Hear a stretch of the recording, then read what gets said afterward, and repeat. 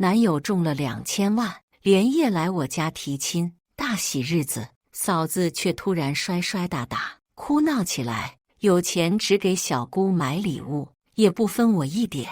哪个女人不该被宠着捧着？你们也太自私了！我不想闹得太难看，商量着说明天给她买礼物。嫂子这才舒展眉眼，开心道：“我也不贪心，3套房就行。”顿了顿，她话音一转：“不过为你们着想，我先和你男友甲结婚，到时用他公积金还贷，可以节省一大笔钱呢。不用谢我哦。”听完我笑了，大喜的日子别逼我删你。大家好，开始今天的分享之前，希望你能给人间烟火点个订阅，我将会分享更多优质的内容。客厅茶几上一沓沓现金码的整整齐齐，红的晃人眼。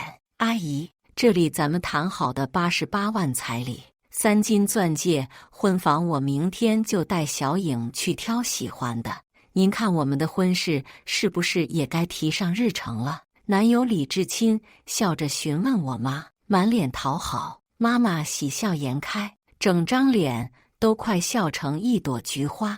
她擦擦嘴边不存在的口水，一整个财迷样，点头道：“当然不行。”话音未落，就被嫂子尖声打断：“梦颖，你妈老糊涂了，我可清醒得很。李志清中了2000万，就想拿这点打发我。”我满头问号，明明是彩礼钱，再不济也是我妈拿着，怎么就变成打发她的了？她又怎么好意思理直气壮说出这话的？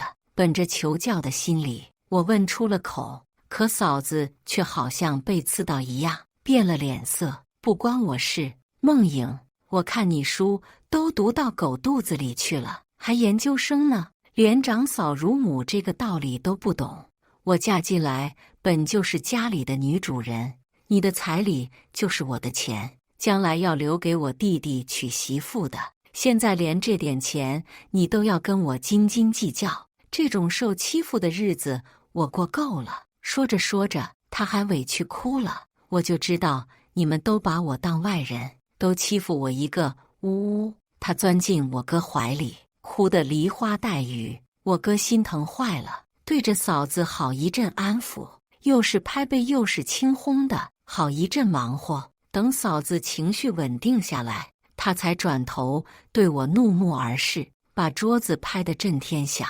梦莹，你个死丫头，不欺负你嫂子会死是不是？一时间，我心里堵着一口气，不上不下，十分难受，同时对嫂子张圆圆愈发讨厌起来。自哥嫂结婚后，我俩就没对付过，每次吵架无论对错，我妈和我哥哥总是拉偏架向着他。我逢年过节回家，他说我一把年纪不结婚，还赖在家里啃老，摔摔打打，没个好脸色也就罢了。可没想到前2年感情稳定下来之后，我带着李志清回来见家长，他大过年的居然抄起扫把将人赶了出去。呸！什么狗屁稳定铁饭碗，骗别人可以，你可骗不到我。谁不知道他就拿那点死工资，我看是穷的稳定，这条件拿不出88万彩礼，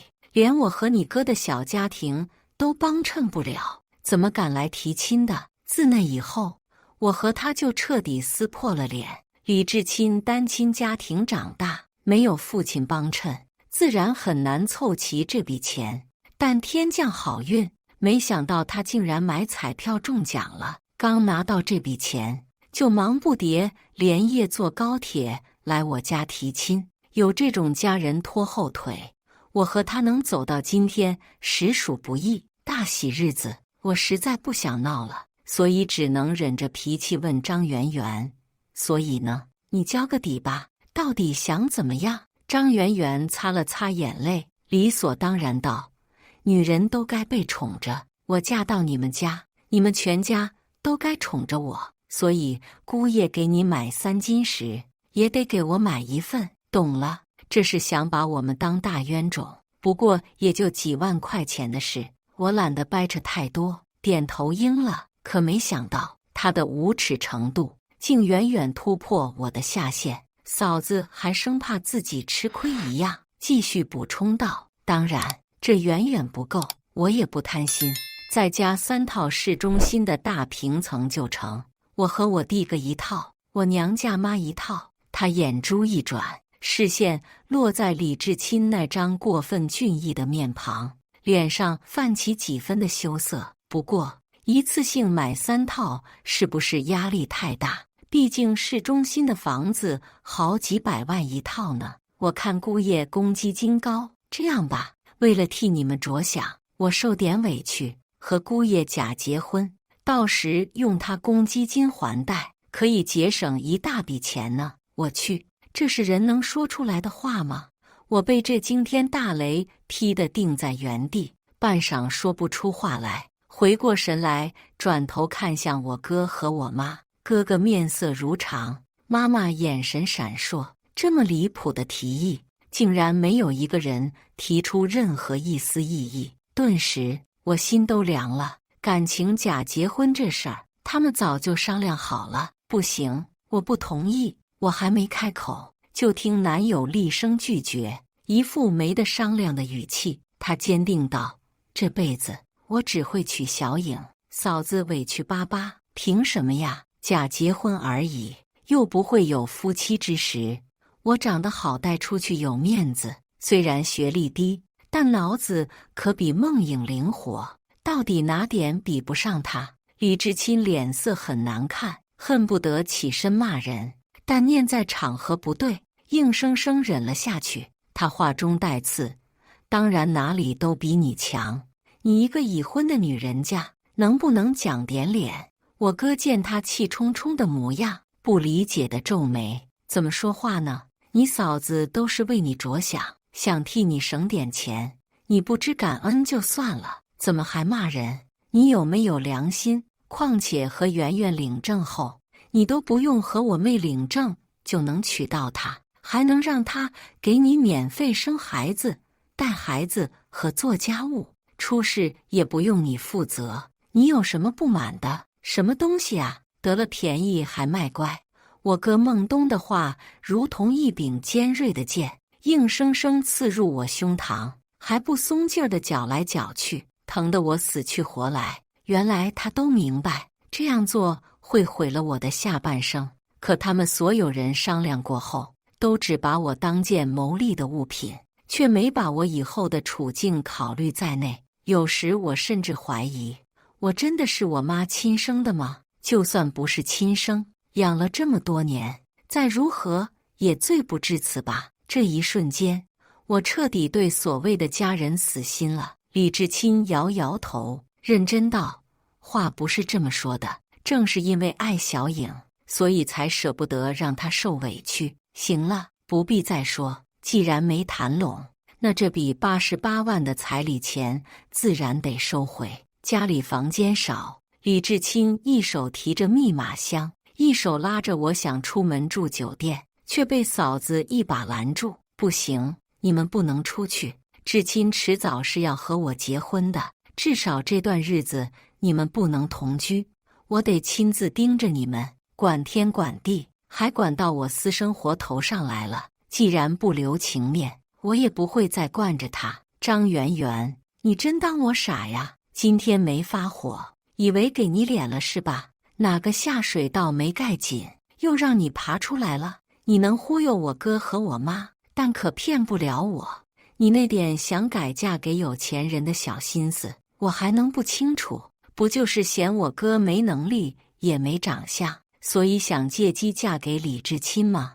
不然你口口声声说要假结婚，又为什么要管我们有没有同居？”我转头对我哥说：“哥，你小心嫂子改嫁后，可就再也不会改回来了，别到时候被人骗了，还给人乐呵呵养孩子呢。”我哥眼神怀疑地盯着嫂子，把她直看得冷汗涔涔。妈妈也啐了一口：“呸，不要脸的东西！”嫂子脸色一白，这下也顾不得管我们，把我哥和我妈拉进房间，好一顿解释。可不知道给他俩灌了什么迷魂汤。1个月后，嫂子竟然捏着他和我哥的离婚证来工作地点找我和李志清碰瓷。他对着我无耻道：“我和孟东为了买房子都假离婚了，现在就等着和志清领证了。哥嫂为了你们做了这么大牺牲，你就别这么自私了。”我内心呵呵，还真是天大的牺牲呢。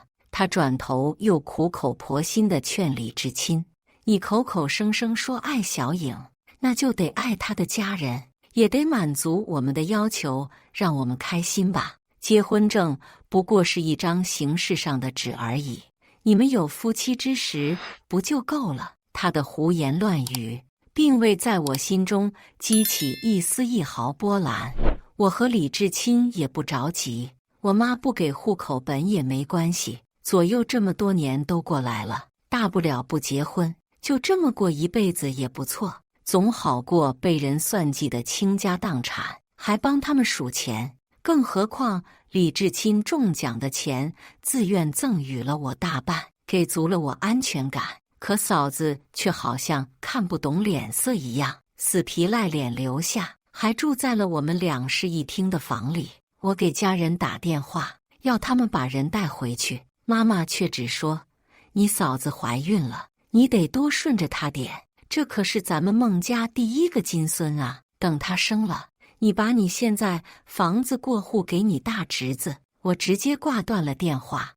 我忍着脾气想送嫂子住酒店，可她却气愤道：“酒店的东西那么脏，你竟然让我住酒店！再说了，我是因为你们才离的婚，你们得对我负责。要不是你们不肯给我买房子，我至于这样吗？”我无语。他厚脸皮一向这个德行，我也懒得管，省得气到自己。更何况我也怕孕妇出事，到时候怪到我头上，干脆就随他便了。但耐不住他频频作妖。张媛媛先是成天在我耳边提起要和李志清结婚的事情，我视而不见，他就发脾气，摔摔打打，大半夜还搬着把椅子坐我们床边，直勾勾盯着我，格外瘆人。我忍无可忍，把门反锁后，他又撬开锁，故技重施，直到我生气，给了他几巴掌，要赶他回去，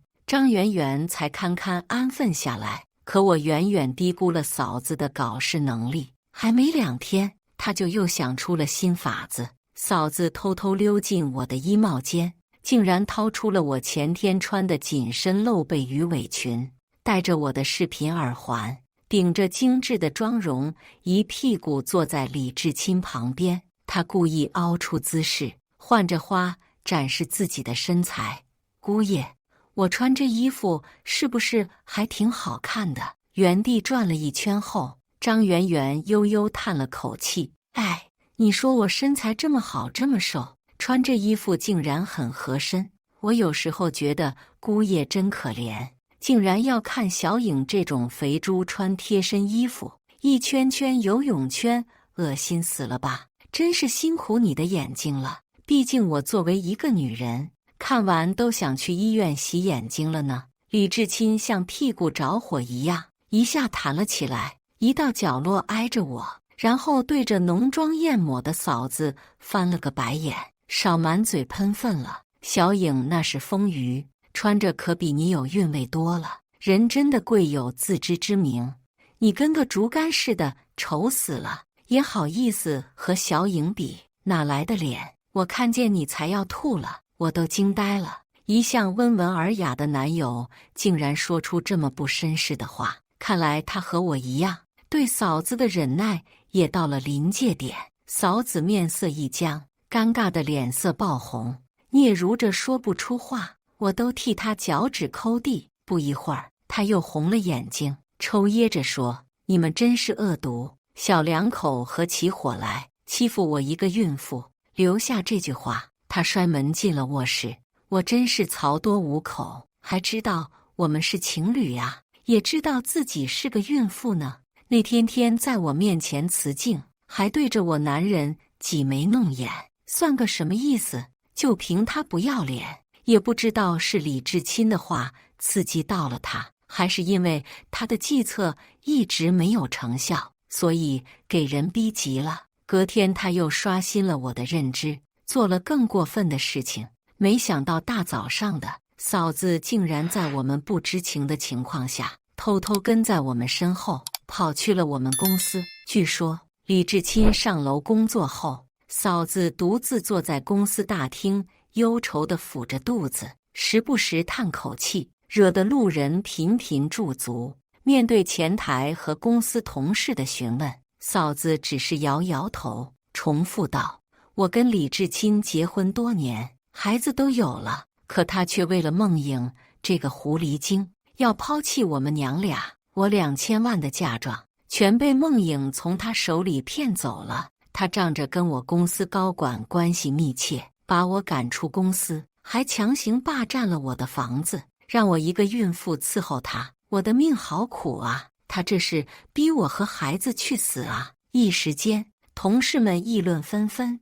我甚至在茶水间听到了我的闲话。梦影看着人模人样的，没想到竟然是这种人。上次我还看到他从老板办公室出来了，谁知道他手里的项目是怎么来的？就连部门领导也找到我们，问怎么回事。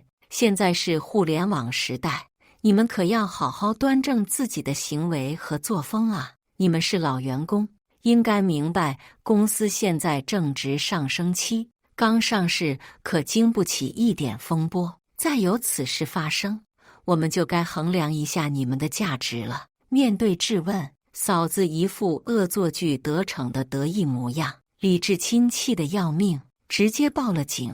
然而警察也没法对一个孕妇做什么，只是不痛不痒地教训了2句。生活再这么过下去，我们俩就要崩溃了。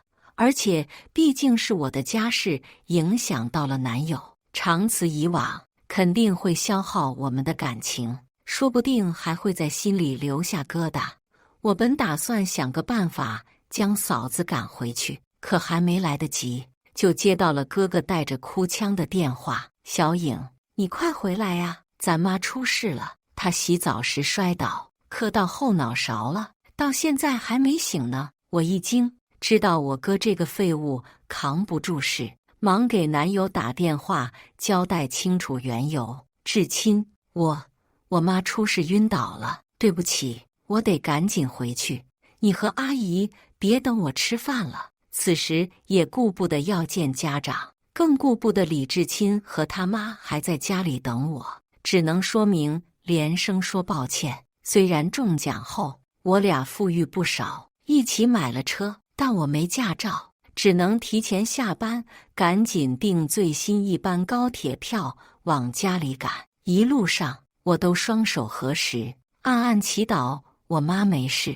男友也着急，一直隔着手机安抚我。医生都说了没有生命危险，不着急呀，会没事的，宝贝，你别太担心，路上一定注意安全。等明天我过去陪你。我应声，紧赶慢赶在1小时内到了家。孟东明明说妈妈已经转院回家休养了，可打开门，我却没见到一丝光亮，没顾得上开灯。我后退一步，借着走廊的微光，掏出手机给我哥打电话，只是还没来得及拨通，身后就传来一道劲风。下一秒，我手机被夺了过去，整个人也失去了意识。再醒来时，我被五花大绑，胶带封嘴，随意扔在卧室床上，头脑迷迷瞪瞪，似乎还有要晕过去的迹象。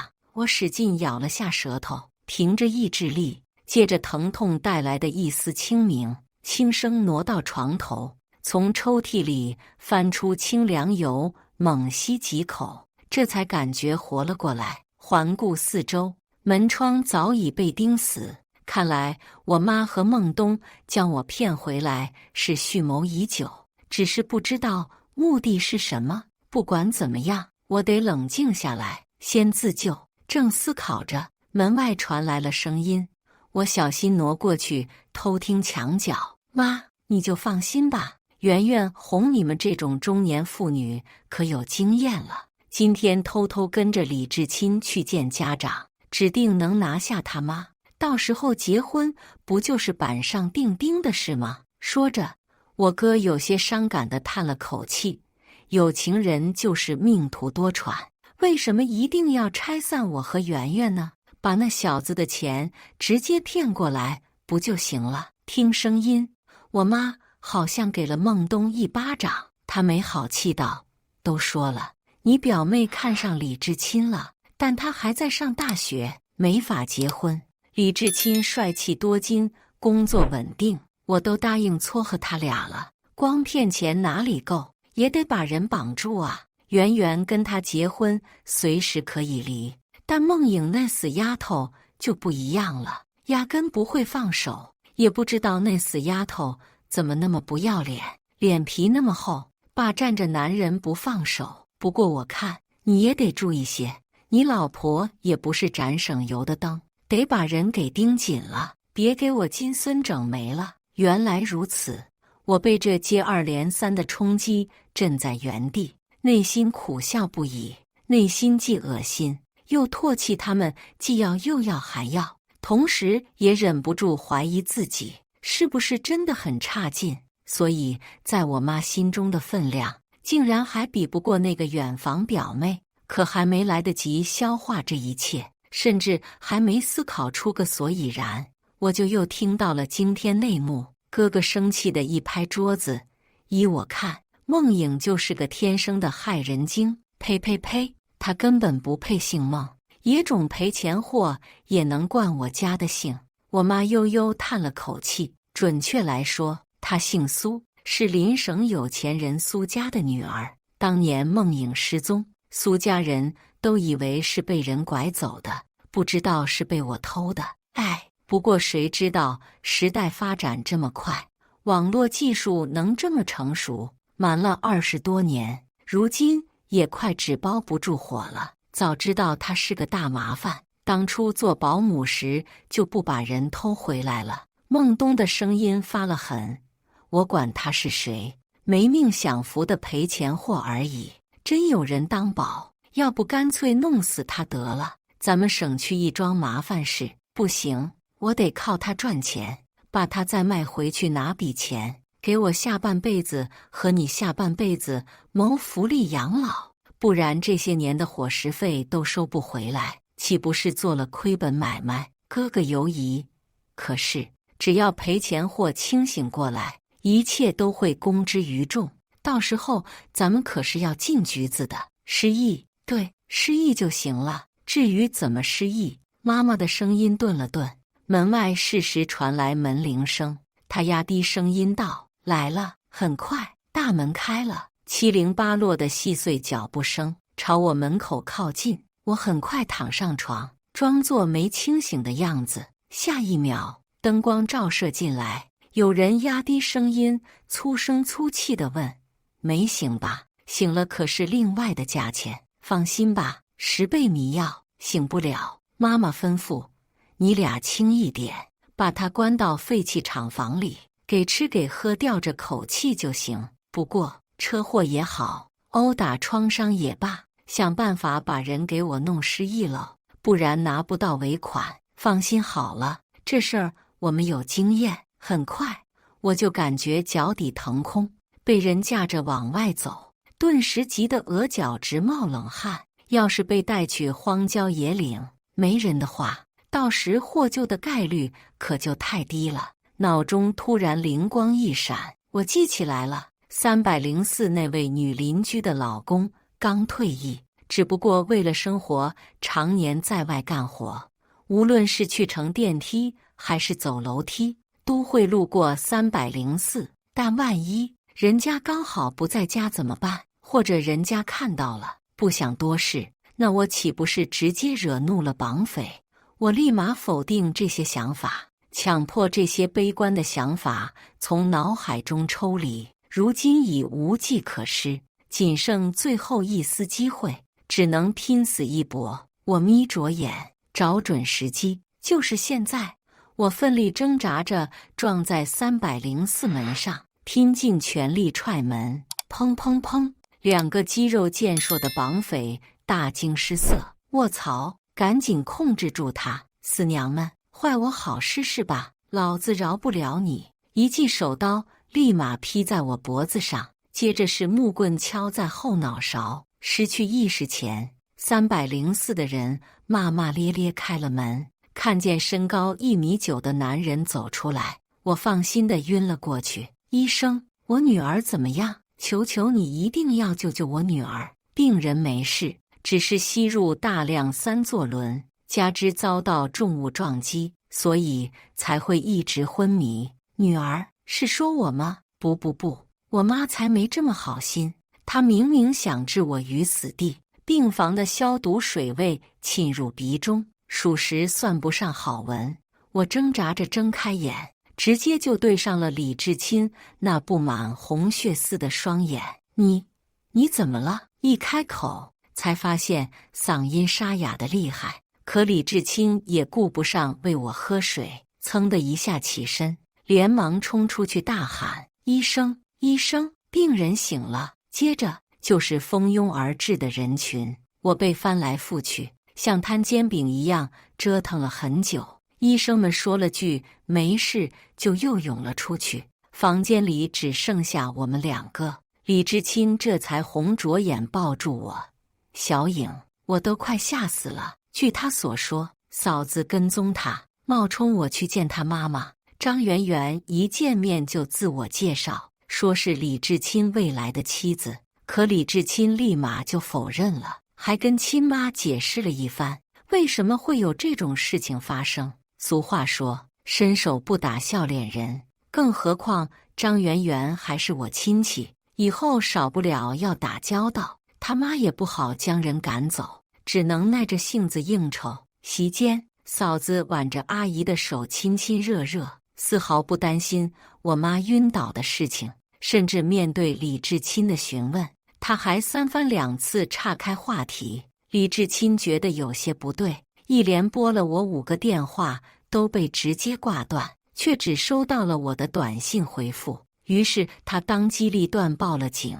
警察赶到时，304的那个男人想要救我，可双拳难敌4手，渐渐落了下风。大半夜的，又没有别人可以求救，就在快要落败时，情急时刻，警察来了，我这才侥幸没被带走。幸亏我运气好，否则还不知道会发生什么。这时，李志清情绪稳定后，渐渐松开了我眼前开阔不少，和门口踌躇着的那位妆容精致的贵妇人对上了视线。她眼角的泪水一下就落了下来，跌跌撞撞跑过来抱住我。女儿，我的女儿，20多年了，妈妈终于找到你了。呜呜，我有些尴尬，也有些难受。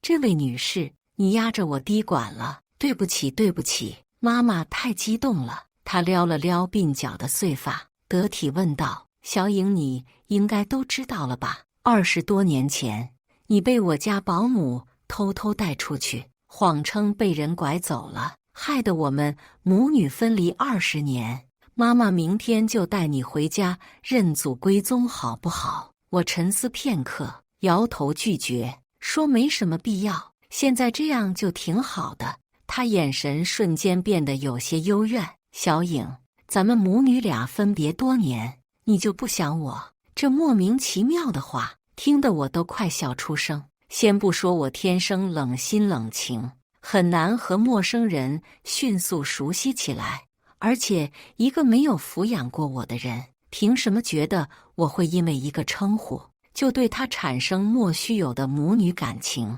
虽说刚脱离危险，医生说要稳定情绪，但我也实在没耐心看人演戏。我深吸一口气，忍不住回怼：首先是你找到我，莫名其妙认亲的，我都不认识你。其次，苏夫人，你演技太差了点，比起孟东还不如。至少隔着电话，他能骗到我。或许是面对陌生人有着天然的警惕，又或许是才被绑架，还有所防备。总之，我一眼就看出来了他的伪装。第一，我刚醒来的时候，并没有在门口瞥见你。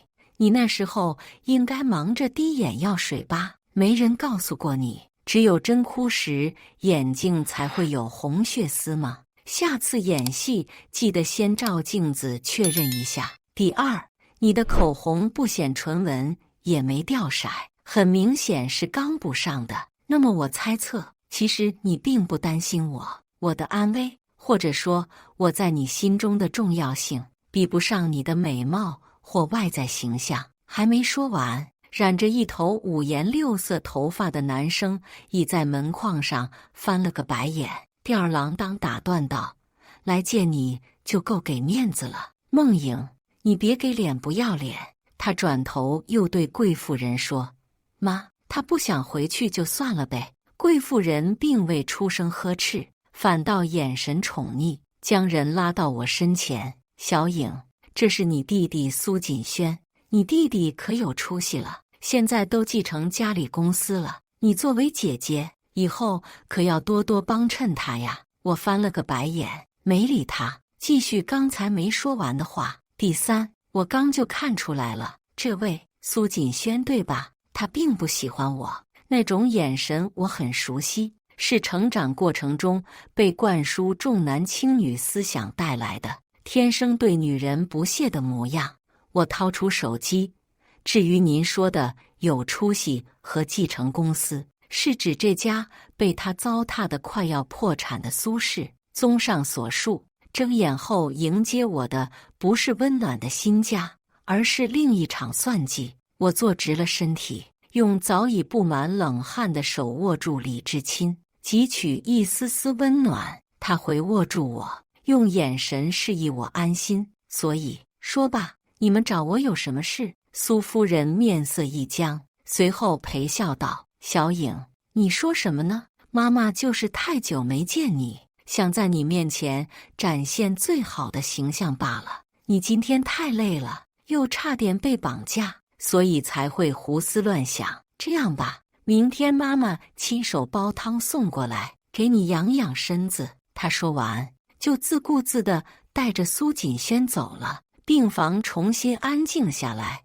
我问：“孟东和我妈呢？”李至清愣了愣，说：“早就被抓了，现在还在里面蹲着。不过他没细说，只是告诉我，当年的事情还另有隐情，目前还在调查中。”我耸耸肩，有些无所谓。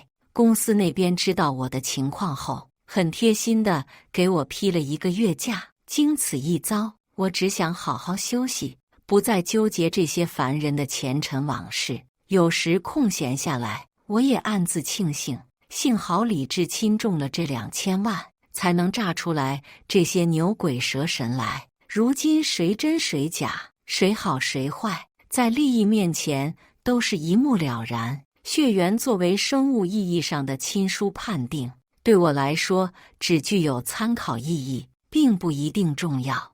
而最重要的是人品和三观。我相信，只要李至清在我身边，我就天然拥有对抗一切的勇气。接下来几天，苏母果然每天煲汤送来病房，目的无非就是道德绑架我，多帮帮亲弟。为了清静，少些人在我耳边叨叨，我点头答应，转头就指挥男友把汤倒进了马桶里。粉末冲出来的汤定然没什么营养价值。5天后，我准备出院，苏母来接我。这几天见铺垫的差不多了，她拉住我的手，言笑晏晏：“小影啊，是这样的，公司的情况想必你也知道了。你爸爸生病在床，没法管理，而你弟弟呢，又光有一身本领，无处施展。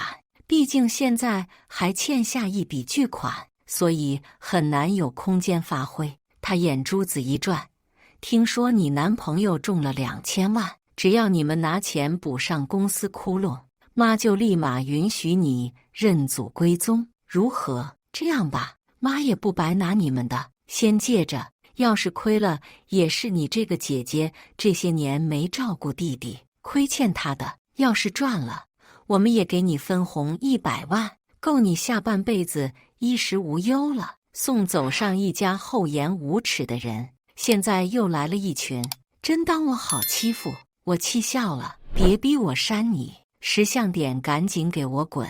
被我明嘲暗讽好几天，此时又被识破计谋。苏夫人也装不出那副慈母模样了，面目狰狞道：“你个死丫头，你的血肉是我给的，你的东西就该是我的。识相点，就赶紧把钱给我拿出来赔钱货。还好当年把你给丢了，不然费尽心思也是养出个白眼狼，得不偿失。”我轻啧一声，几毛一包的玉质汤，也好意思开口要价2000万，真是老太太钻被窝，给爷整笑了。不知道的还以为里面有金子呢。苏夫人恨不得冲上来扯我头发。叩叩，敲门声吸引了在场所有人的注意力。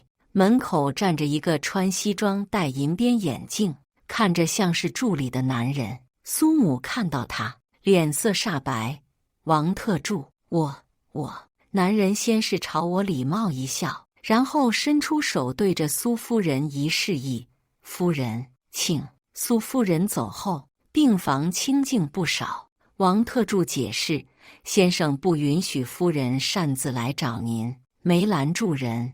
他托我给您说一声抱歉，而且他认为有些事情你有权知道真相。”助理90度弯腰鞠躬，然后娓娓道来：“原来当年我的走丢并不是意外。苏氏作为当年的名门，看不上我母亲这种寒门出身的女子，尤其是在诞下我一个女孩后，她在苏家的地位就更加低了。可我血缘上的父亲苏先生却不这么认为，或许是他自己经历过兄弟姐妹反目成仇，所以暗自发誓以后只要一个孩子。他想对我倾注所有爱意，并不同意苏夫人生2胎的想法，并擅自结扎了。所以当保姆将我偷偷带走时，苏夫人看到了，却还是顺意为之。之后她佯装伤心，请求和苏先生重新要一个孩子，这才有了苏锦轩。您的养母和哥哥也将会受到法律的制裁。当时绑架事发后，孟东为了快速捞一笔钱，躲去国外，于是将妈妈的事情供了出来，敲诈了苏夫人300万。当然他没走成，因为苏氏岌岌可危。得到消息后，苏夫人反手就报了警，指控他敲诈勒索。因涉案金额巨大，孟东估计得蹲个10年，而妈妈也被查出来是个惯犯。这些年全靠这勾当，他才能独自抚养我哥长大。他被判20年，余生都要在监狱度过。妈妈现在在监狱里哭着说要见我，想要我出具谅解书，这当然不可能。在我看来，以德报怨不是善良，而是傻。X 小姐，我本人有个不情之请，虽然先生说不要打扰您的生活，但我还是能感受到他很想见您。如果您有空，能不能请您去看看他？当然，我没有强求您的意思。我思考片刻，点头应了。至少这个父亲没有害过我，也没有对我产生过恶意，甚至不发生那一切，或许我还会成为他最受宠的小女儿。都说患难见真情，李志清的表现显然通过了检验，所以我们领证了。我俩商量辞职后，打算全球旅行度蜜月。毕竟中彩票后，光顾着清理垃圾了，还没来得及花钱。接下来